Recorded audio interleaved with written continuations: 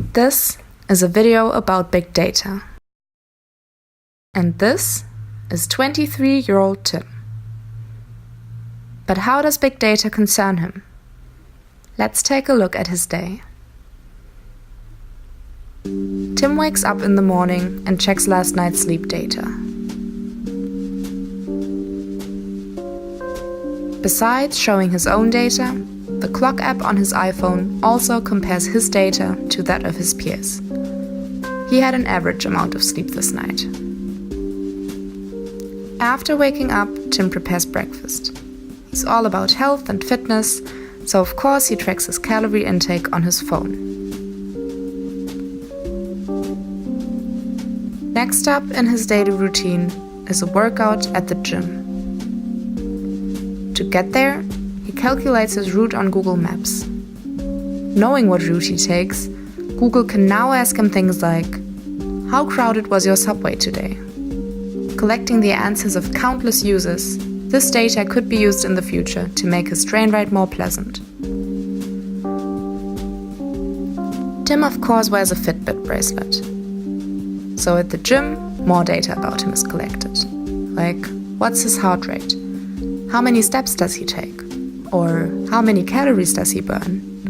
His Fitbit app is connected to his calorie tracker, and since he got a good workout in, he's now allowed 500 more calories for today.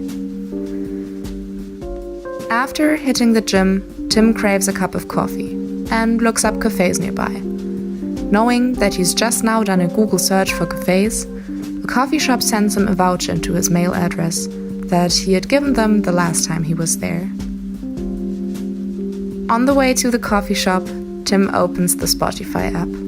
His first suggestion is his mix of the week, which was specifically curated for him, based on the artists, songs, and playlists that he usually listens to.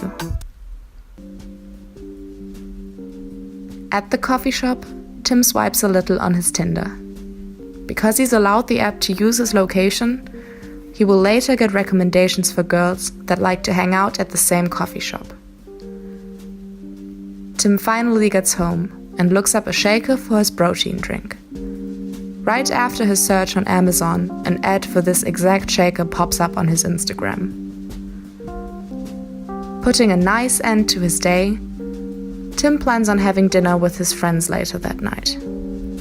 So he looks up restaurants and makes his choice based on other users' feedback. As you can see, data is collected in almost every situation. With every click, this massive amount of data gets bigger and bigger. But what happens to it? First of all, the information is anonymized and clustered, so there is no possibility to draw conclusions about an individual person. After transferring it to a server, it gets analyzed. Algorithms are used to search for similarities and patterns. This way, over 1 million pieces of data can be analyzed in minutes. And the results? Well, for example, Netflix, the video streaming website, analyzes the data of their viewers.